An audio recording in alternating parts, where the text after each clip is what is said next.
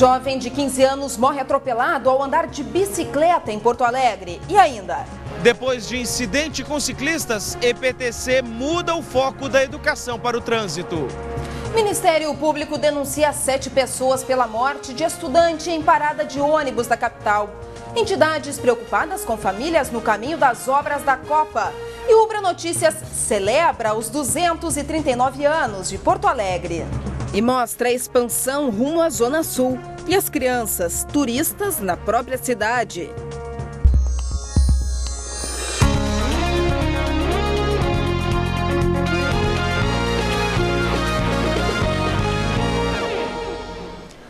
Boa noite. Um ciclista de 15 anos morreu agora à tarde ao ser atingido por um caminhão em Porto Alegre. O acidente aconteceu na rua Pedro Boticário, próximo à Avenida Aparício Borges. Pedro Henrique Fonseca Rodrigues chegou a ser atendido pela SAMU, mas não resistiu aos ferimentos. Há um mês, o funcionário público Ricardo Nais atropelou um grupo de ciclistas em Porto Alegre. Daqui a pouco, o movimento Massa Crítica faz mais um protesto para lembrar a data. Se não chover, o movimento Massa Crítica espera reunir 800 pessoas no Largo Zumbi dos Palmares. Ciclistas de São Paulo, Curitiba e Rio de Janeiro vieram a Porto Alegre e vão participar. O atropelamento atraiu a atenção para o debate sobre o uso da bicicleta. Várias capitais e várias cidades do Brasil aderiram à Massa Crítica hoje, mais ou menos no mesmo horário, e várias cidades do mundo também estão fazendo a Massa Crítica no dia de hoje. Depois do incidente, a EPTC mudou um pouco o foco da educação para o trânsito. Antes, o papel do ciclista era discutido de forma isolada. Agora, a proposta é discutir a atitude de quem está no carro e quem está na bicicleta. Hoje nós estamos engajados junto com alguns ciclistas. Nós temos agora uma comissão formulando então um novo material. Os folders, por exemplo, passam a trazer orientações para a convivência dos dois meios de transporte. Bicicletas não devem andar na calçada, elas devem trafegar pela rua junto aos carros pela direita.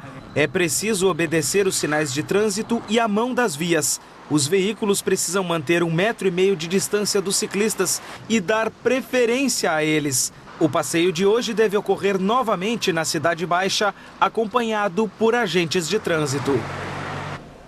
3 homens foram encontrados mortos nesta manhã na Lomba do Pinheiro, na capital. O crime aconteceu durante a madrugada. Homens fortemente armados invadiram a residência e dispararam no mínimo 50 tiros. De acordo com a Polícia Civil, os indícios apontam para uma execução. As 3 vítimas foram identificadas como Cássio Rafael Leal da Silva, de 32 anos, Tiago da Rosa, de 29 e Marcelo Ogando Rocha, de 26 anos. A polícia suspeita que seja uma guerra entre grupos rivais, motivada pelo tráfico de drogas. O Ministério Público denunciou à Justiça 7 pessoas por homicídio culposo pelo choque que matou o estudante Valtair Jardim de Oliveira, o Vavá, em uma parada da Avenida João Pessoa, em Porto Alegre, em abril de 2010. 5 denunciados são servidores públicos e 2 eletricistas de uma empresa terceirizada pela Prefeitura. O promotor salientou que a EPTC recebeu pelo menos 4 reclamações anteriores sobre o problema, mas nada foi feito. Uma das principais obras projetadas para que Porto Alegre receba milhares de turistas na Copa está longe de começar. Com investimento de 170 milhões de reais, a Avenida Tronco seria a alternativa para ligar o centro à Zona Sul, mas o projeto depende da remoção de 1.800 casas.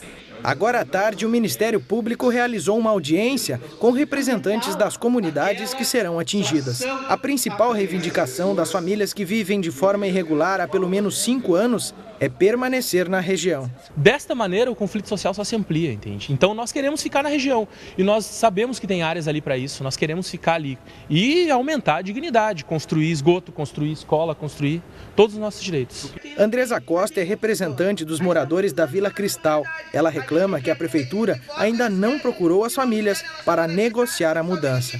O governo não vem conversar com o povo da comunidade. Eles acabam jogando de secretaria em secretaria.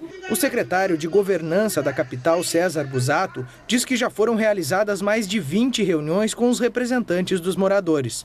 E o objetivo da capital é tentar manter o máximo de famílias na região. Nós já estamos com dezenas de terras sendo negociadas na região com o propósito de manter as famílias na região.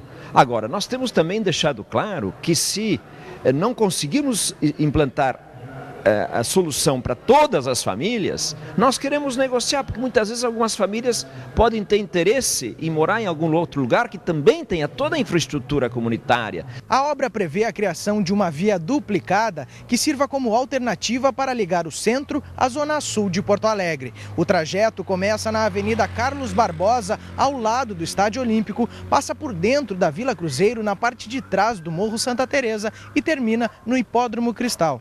As promotorias de Direitos Humanos e de Justiça e Ordem Urbanística do Ministério Público do Rio Grande do Sul e ainda a Procuradoria Regional de Direitos do Cidadão do Ministério Público Federal estão investigando a situação dos moradores desde setembro do ano passado.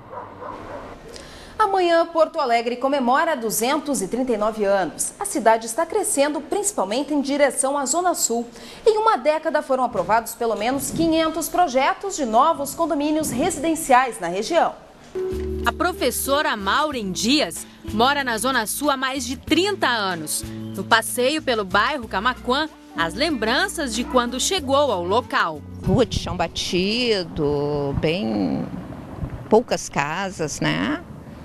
A igreja aqui era um barracão, a escola era de madeira, era bem diferente. Maureen criou 5 filhos nesta Porto Alegre, que é quase independente do resto da cidade, mas também está mais perto da natureza e onde se pode ter uma relação mais próxima com os vizinhos. Nunca tive assalto, nada disso, bem tranquilo, muito bom para criar os filhos, né? Agora os netos, né? Como fez a dona Maureen, que escolheu a Zona Sul para viver, muita gente também resolveu fixar residência no local. E isso pode ser percebido no grande número de condomínios residenciais em construção. Para se ter ideia, do ano 2000 para cá, mais de 500 condomínios e 35 loteamentos foram aprovados na Zona Sul. Um exemplo é este localizado aqui no bairro Camaquã. Pelo menos 20 bairros da região estão em expansão. O Extremo Sul e a Restinga são exemplos. Novos prédios, condomínios, lojas, centros comerciais, museus e shoppings já fazem parte da paisagem. Este gerente comercial de uma empresa de empreendimentos imobiliários confirma o aumento na procura por moradias na área, grande parte por integrantes das classes B e C.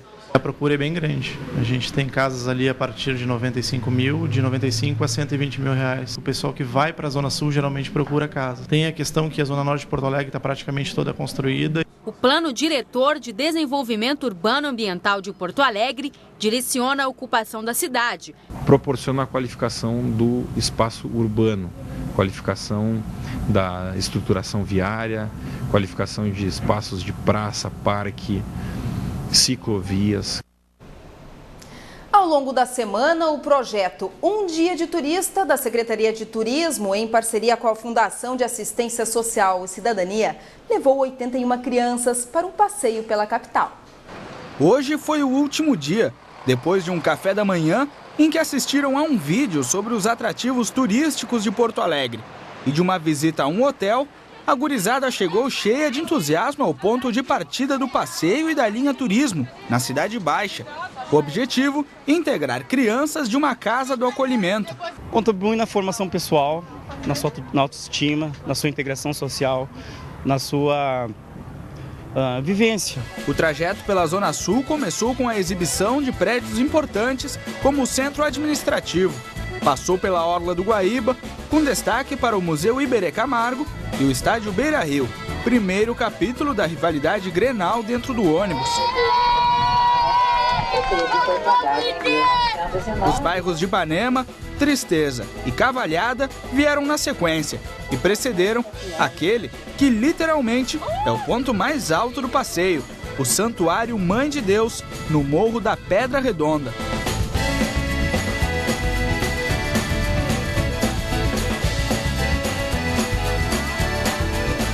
Eu gostei do passeio, foi muito bom. e foi muito legal, muito bom, bonito, as paisagens. Antes do fim da jornada, era preciso agradar a outra metade das crianças, ao passar pelo Estádio Olímpico. Fim de passeio, mas não das atividades. A tarde reservou uma visita a um museu e à Secretaria de Turismo. Sensibilizar e educar essas crianças carentes para o turismo, né? Primeiro, para que eles percebam que Porto Alegre é uma cidade que recebe turistas vindos de todo o Brasil, de diversas partes do mundo. Na verdade, em tempos de Copa agora, o que a gente quer é estar preparando esses nossos pequenos ajudantes, nossos pequenos e futuros guias, por que não, para estar recebendo, né? E sábado acontece o Baile da Cidade no Parque da Redenção, em Porto Alegre, a partir das 9 da noite, com entrada franca. Entre as atrações, a Banda Municipal, Os Formigos e DJ Claudinho Pereira. Mas a chuva pode estragar a festa. Veja como fica o tempo neste final de semana. No extremo oeste, chove a qualquer hora, principalmente à tarde e à noite.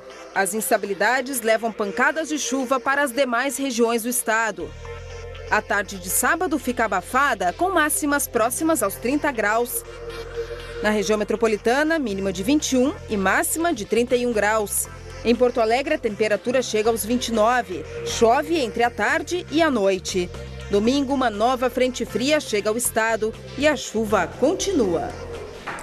A seguir, portadores de HIV recebem remédios aos poucos.